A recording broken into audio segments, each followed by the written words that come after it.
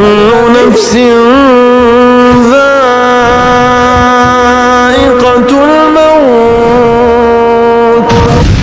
Kata Allah Subhanahu wa taala dalam surah Al-Ankabut, kullu nafsin za'iqatul maut thumma ilaina turja'un. Setiap yang bernyawa, kata Allah taala, pasti akan mati, kemudian kepada kami engkau akan kembali.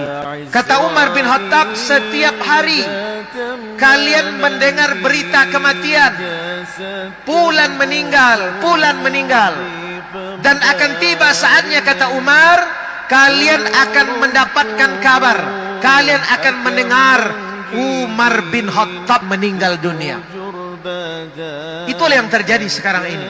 Setiap hari, setiap minggu, setiap bulan kita mendengar berita kematian. Apalagi semenjak kita ada Facebook, Instagram, Twitter, grup-grup WhatsApp dan lain sebagainya. Setiap saat kita mendengar berita kematian di halaman-halaman Facebook kita, di grup-grup WA, baik yang kita kenal maupun yang tidak kita kenal. Dan Allah Subhanahu wa taala berfirman dalam surah Al-A'raf 34, walikulli ummatin ajal fa iza jaa ajaluhum la yastakhiruna sa'ah wa la yastaqdimun. Setiap makhluk, setiap kita manusia ini memiliki ajal. Bila ajalnya tiba, tak dapat ditunda, tak dapat dimundurkan barang sedetik pun, dan juga tidak dapat dimajukan barang sedetik pun. Akan datang hari, orang kaya mati, orang miskin mati, raja-raja mati, rakyat biasa mati, semua pergi menghadap Ilahi. Setiap kita pasti akan mati. Tak ada yang perlu kita banggakan hidup di dunia ini. Kata Rasul dalam hadis yang diriwayatkan Imam Bukhari, Imam Muslim, ada 3 yang mengiringi mayat ke kubur. 2 akan kembali, 1 akan tinggal bersama si mayit. 3 yang mengantarkan, yang mengiringi kita ke kubur, kata Rasul, adalah keluarga, harta, dan amal ibadah kita. 2 yang akan pulang, kata Rasul, adalah harta, adalah keluarga dan harta. 1 yang tinggal bersama kita, itulah amal ibadah.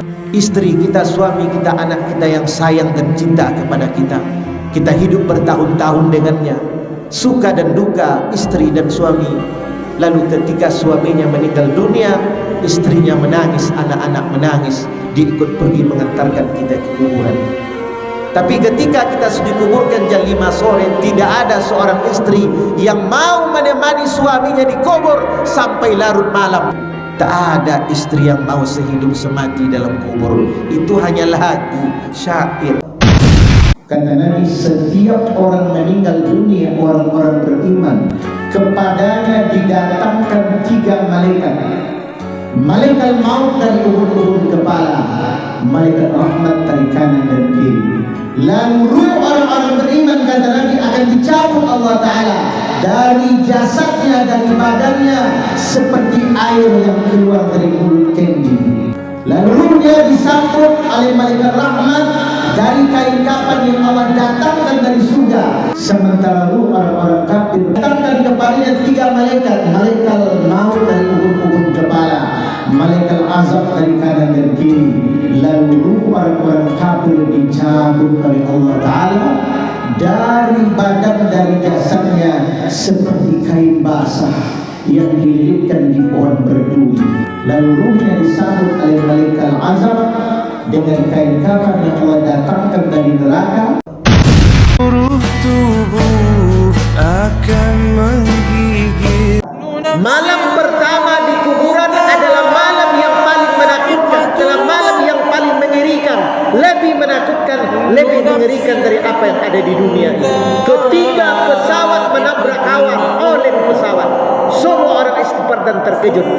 Di saat yang bersamaan, pihak penerbangan mengumumkan, para penumpang yang terhormat, saat ini tanda sabuk pengaman telah menyala.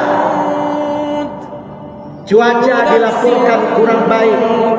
Dimohon kepada para penumpang untuk kembali kepada tempat duduk masing-masing dengan tetap mengenakan sabuk pengaman. dalam kondisi demikian ada orang yang menggigil, ketakutan, risau kita itu belum seberapa dibandingkan dengan risau kita pertama di alam kubur. Tidak ada kebahagiaan kita yang paling sempurna manakala kita meninggal dunia, jenazah kita terbujur rapuh di rumah kita, di kediaman kita, kecuali anak-anak kita ikut memandikan kita, mengapani dan menjadi imam sholat jenazah. Tidak ada